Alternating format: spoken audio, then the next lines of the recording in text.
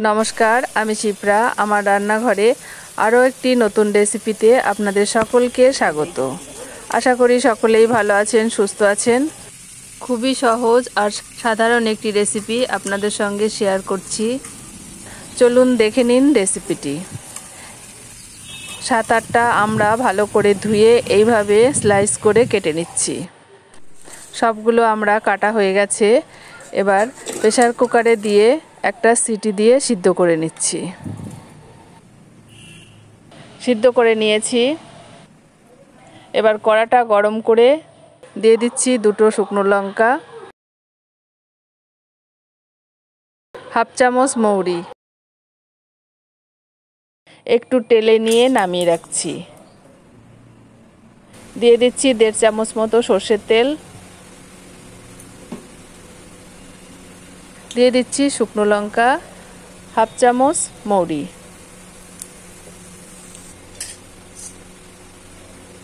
একটু নাড়াচাড়া করে সিদ্ধ করে রাখা আমরা দিয়ে দিচ্ছি।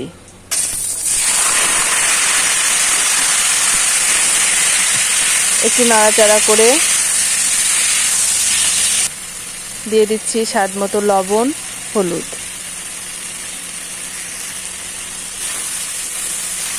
লবণ হলুদ দিয়ে 2 মিনিট মতো রান্না করে নিচ্ছি। 2 মিনিট মতো রান্না করে নিয়েছি। এবার দিয়ে দিচ্ছি চিনি, স্বাদ মতো চিনি।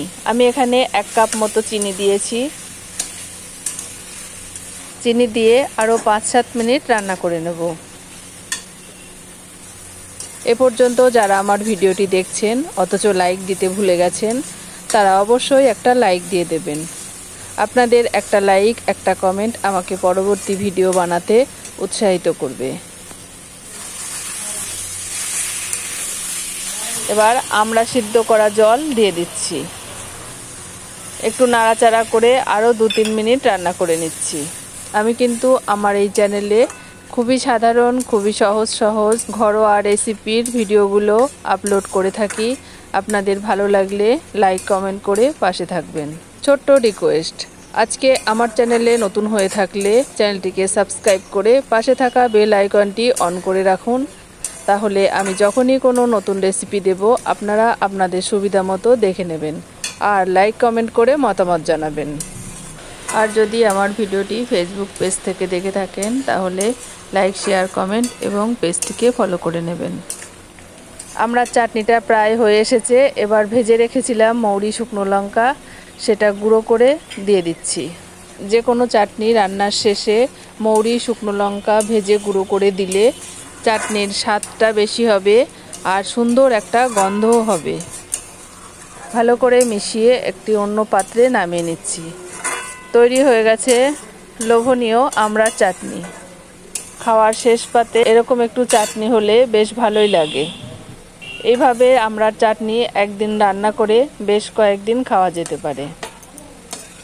আজকের এই সহজভাবে রান্না আমড়ার চাটনি রেসিপিটি আপনাদের কেমন লাগলো অবশ্যই কমেন্ট করে জানাবেন। দেখুন এই রকম হয়েছে। আজ এ পর্যন্তই, আবার দেখা হবে অন্য কোনো ভিডিও বা রেসিপির সাথে। ততক্ষণ সকলেই ভালো থাকবেন, সুস্থ থাকবেন। ধন্যবাদ।